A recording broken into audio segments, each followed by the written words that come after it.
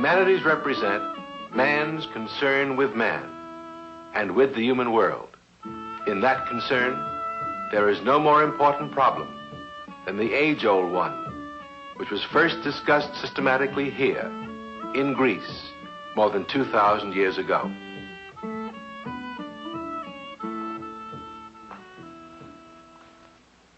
The problem I refer to, which the ancient Greek philosophers thought deeply about, is this one. What makes a human life good? What makes it worth living? And what must we do, not just merely to live, but to live well? In the whole tradition of Western literature and learning, one book, more than any other, defines this problem for us and helps us to think about it. That book, of course, is Aristotle's Ethics, written in the 4th century before Christ. Aristotle was a student of Plato's. Plato had founded the Academy of Athens, which was the great university of ancient Greece. Aristotle studied and worked there for about 20 years. He was called by Plato the intellect of the school. Unlike Socrates, whom we discussed in the preceding film, Aristotle was interested in the study of nature. He was unlike Socrates in another respect. When he, too, was accused of un-Athenian activities, he decided to flee, saying, "I will not let the Athenians offend twice against philosophy." Aristotle wrote a great many works, encyclopedic in scope, encompassing all the knowledge of his day. He wrote books about logic and rhetoric, books about astronomy, physics, biology, and psychology, a book about poetry, a book about politics, and the book about ethics, which I want to discuss with you now. The subject treated in this book is called Ethics because ethos is the Greek word for character, and the problems with which this book deals are the problems of the character and conduct of life. The ethics are divided into 10 parts. I'm going to deal only with the first part, in which Aristotle discusses happiness. But before we begin, let me remind you of a famous statement about happiness that occurs in the opening paragraph of the American Declaration of Independence. We hold these truths to be self-evident, that all men are created equal, and that they are endowed by their Creator with certain unalienable rights, that among these are life, liberty, and the pursuit of happiness, that to secure these rights, governments are instituted among men, deriving their just powers from the consent of the governed.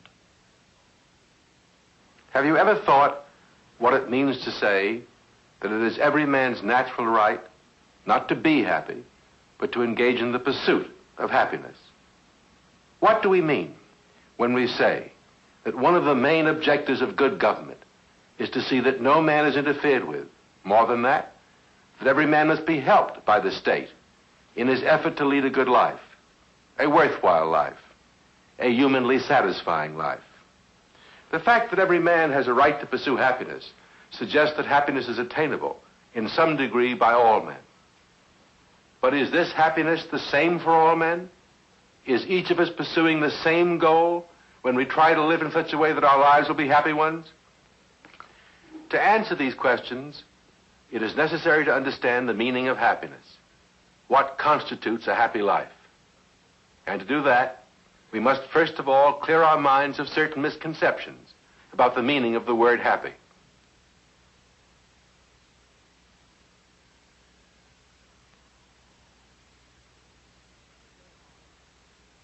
Every day of our lives, we use the word happy in a sense which means feeling good, having fun, having a good time, or somehow experiencing a lively pleasure or joy.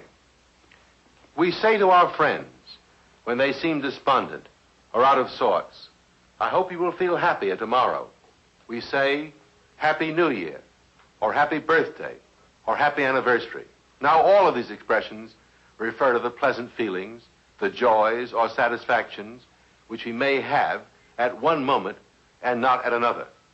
In this meaning of the word, it is quite possible for us to feel happy at one moment and not at the next. This is not Aristotle's meaning of the word. Nor, when you think about it for a moment, can it be the meaning of the word in the Declaration of Independence.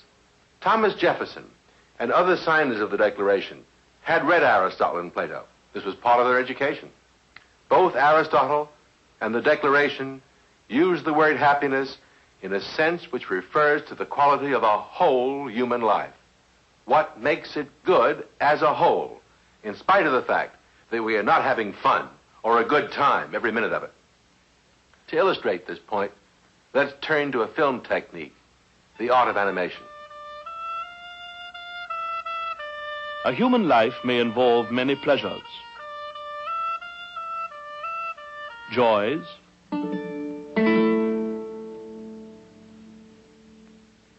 and successes.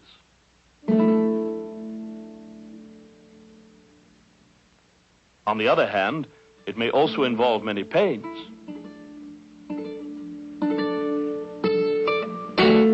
griefs, and troubles.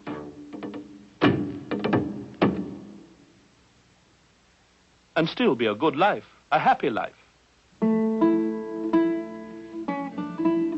Happiness, in other words, is not made by the pleasures we have.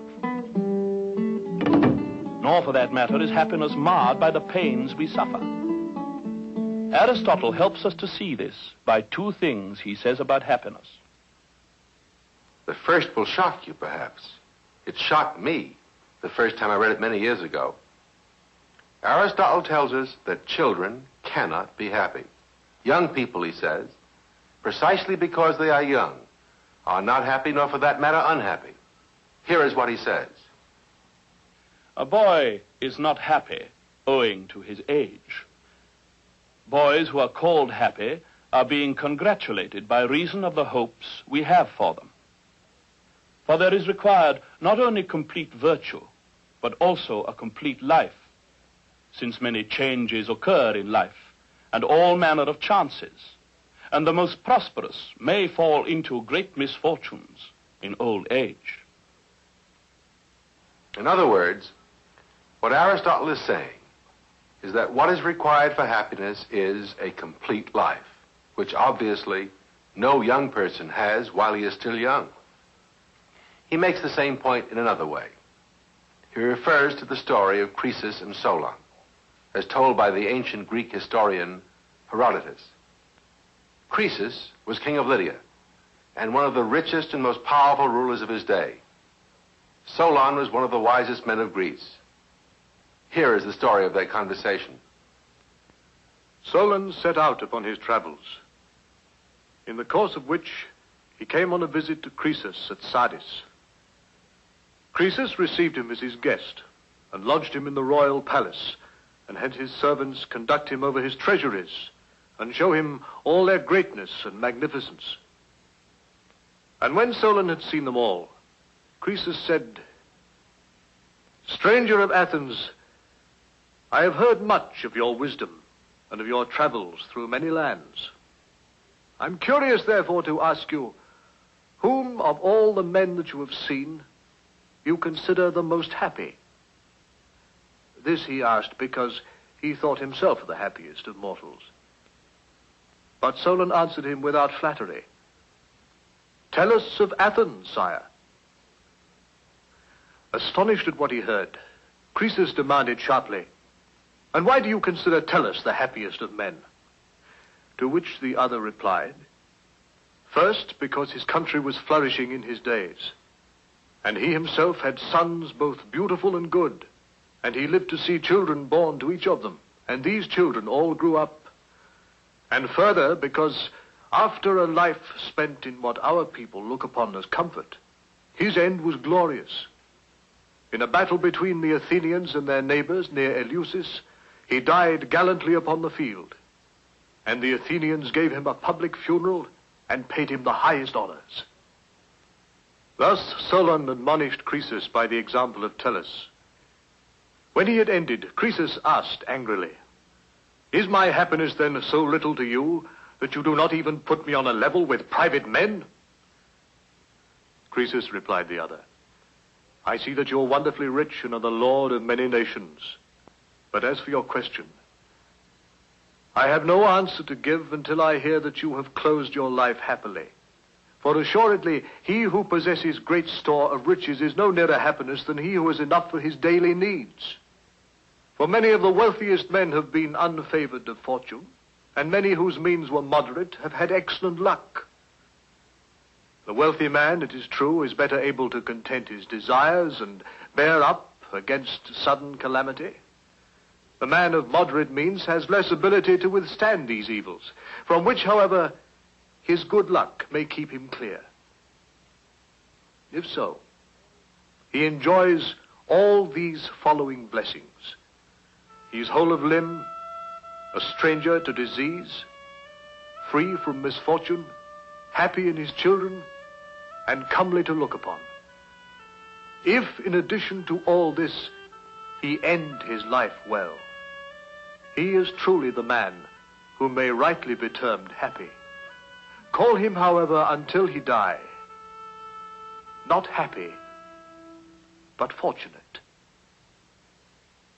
Retelling this story of the meeting between Croesus and Solon, Aristotle stresses the point that a life must be completed, finished, before we can truly judge whether or not it has been a happy one. But must no one be called happy while he still lives, Aristotle asks? Must we, in Solon's words, see the end? Not quite. For as Aristotle makes plain, it is possible for an old man to look back at his life, almost completed, and say that it has been good. This may seem strange to you at first. When you think about it for a moment, you will see that it really isn't. One example will make this clear to you. You go to a football game. At the end of the first half, you meet a friend of yours in the aisle. He says to you, "Good game, isn't it?" If it had been well played so far, your natural response would be to say yes. But if you stop to think for a moment, you will realize that all you are in a position to say at the end of the half is that it is becoming a good game. Only if it is well played all through the second half can you say when it is all over that it was a good game. Well, life is like that. Not until it is really over can you say it was a good life. That is, if it has been well lived.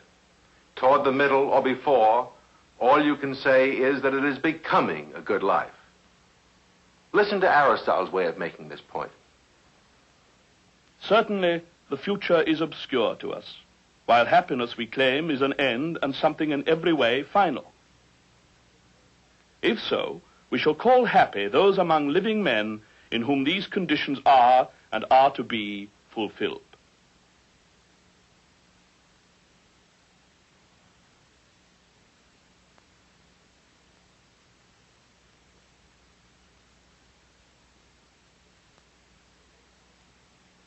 The main point we have seen so far is that for Aristotle, a happy life is a good life. In other words, happiness is good. But other things are good too. Such things as health and wealth, knowledge and friendship, and a good moral character. We recognize all these things as good. All of us want them and would regret being deprived of them. How does happiness stand in relation to all these other goods? And how are they all related to happiness? Aristotle tells us a number of things which enable us to answer this question. He says, in the first place, that all men agree in speaking of happiness as the ultimate good, the highest good, the supreme good. We can understand what this means when we realize that happiness is that state of human well-being which leaves nothing more to be desired. Again, to illustrate this point, let's call upon our animation artist. A happy man, Aristotle would say, is the man who has everything he really needs. He has those things which he needs to realize his potentials. That is why Aristotle says that the happy man wants for nothing. Aristotle then points out that this cannot be said of other goods.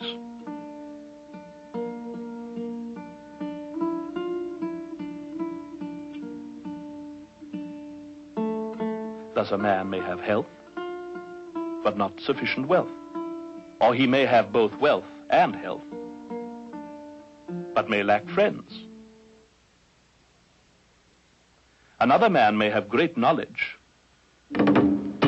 but still lack other human perfections. Perhaps now we can see what Aristotle means. According to him, although a man possesses one or more of the things which his nature craves, he may lack others, and then he cannot be considered happy. There would be some real goods missing, which he should desire and try to obtain. This leads Aristotle to his definition of the happy life as a life made perfect by the possession of all good things, such as health, wealth, friendship, knowledge, virtue. All these are constituent parts of happiness. And happiness is the whole good of which they are component parts. That is how happiness is related to all the other goods. You can test the truth of this insight for yourself in the following very simple way. Suppose someone asked you why you wanted to be healthy. You would answer by saying, because being healthy would enable you to do the kind of work you wanted to do. But then suppose they asked you why you wanted to do that kind of work, or why you wanted to acquire some of the world's wealth, or why you wanted to learn things. To all such questions, your ultimate answer would be, because you wanted to become happy. But if you were then asked why you wanted to become happy, your only answer would be, because you wanted to become happy. This shows you that happiness is something you seek for its own sake, whereas you seek all the other goods ultimately for the sake of happiness. Happiness is the only good of which this is true. It is the only good which we seek for its own sake. As Aristotle says, happiness is desirable in itself and never for the sake of something else. But honor, pleasure, reason, and every virtue we choose indeed for themselves, but we choose them also for the sake of happiness, judging that by means of them we shall be happy.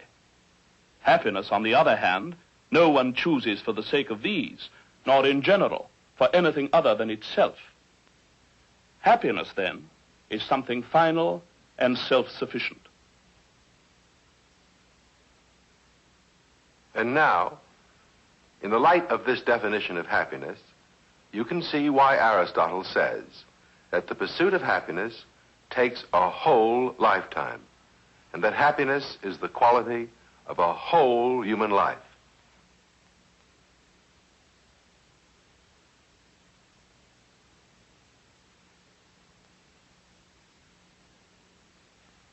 I'm going to assume now that you've begun to understand what Aristotle means by happiness and why, in his view, its pursuit takes a whole lifetime. But you may still be wondering how one becomes happy in the course of one's life, what one has to do to engage effectively and successfully in the pursuit of happiness. Aristotle's answer to this question is very interesting.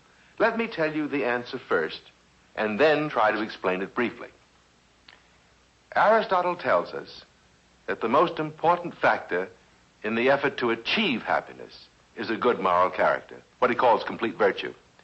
But a man must not only be virtuous, he must also act in accordance with virtue.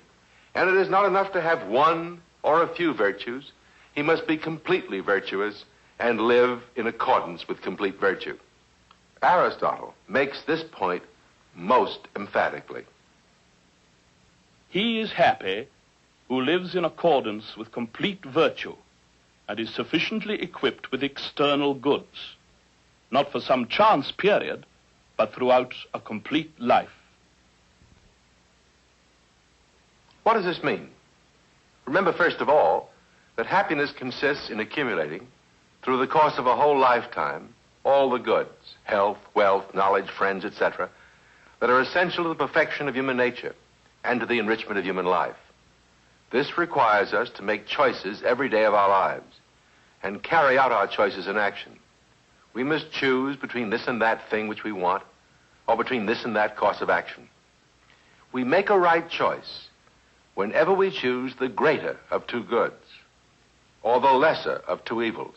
But sometimes the lesser good is enticing and promises immediate pleasure, while the greater good involves effort and pain on our part. Let's take an example. There are times when we may be faced with a choice between enjoying the company of friends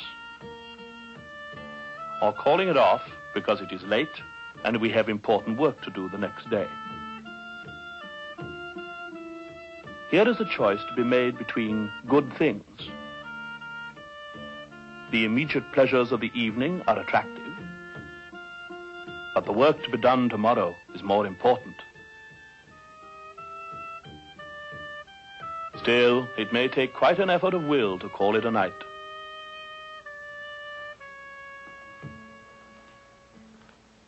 And so we see that having a good character consists in nothing more than being willing to suffer some immediate pains or being willing to give up some immediate pleasures for the sake of obtaining a greater good later on. It consists in nothing more than making the right choices. And right choices are always those which calculate on what is good in the long run. They're hard to make, but if we don't make them, we are likely to have some fun from day to day for a while, and in the long run ruin our lives. In the process of building our lives, Aristotle would say, we must keep our eye on the future and on the result we want to achieve for our life as a whole, counting all the days to come. What he teaches us is that we cannot become happy by living for the pleasures of the moment. We often have to choose between having a good time and leading a good life. And this is something which Aristotle says most men do not do. To judge from the lives that men lead, most men seem to identify the good, or happiness, with pleasure, which is the reason why they love the life of enjoyment. The mass of mankind are evidently quite slavish in their tastes, preferring a life suitable to beasts.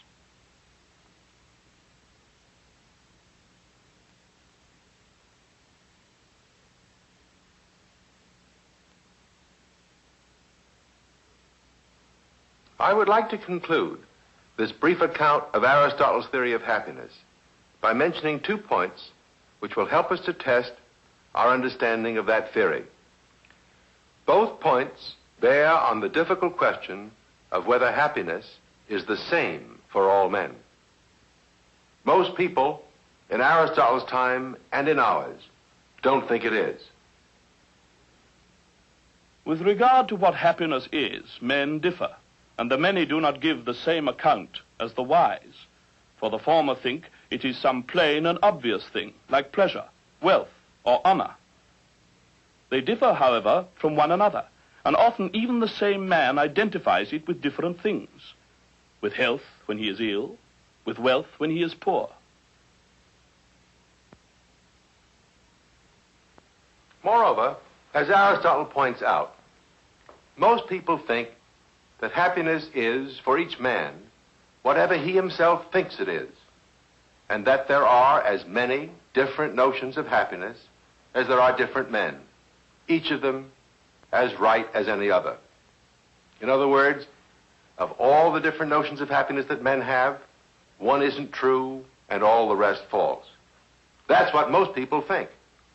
But Aristotle contends, on the contrary, that there is only one true conception of happiness, and that when happiness is truly conceived, it is the same for all men, whether they think so or not.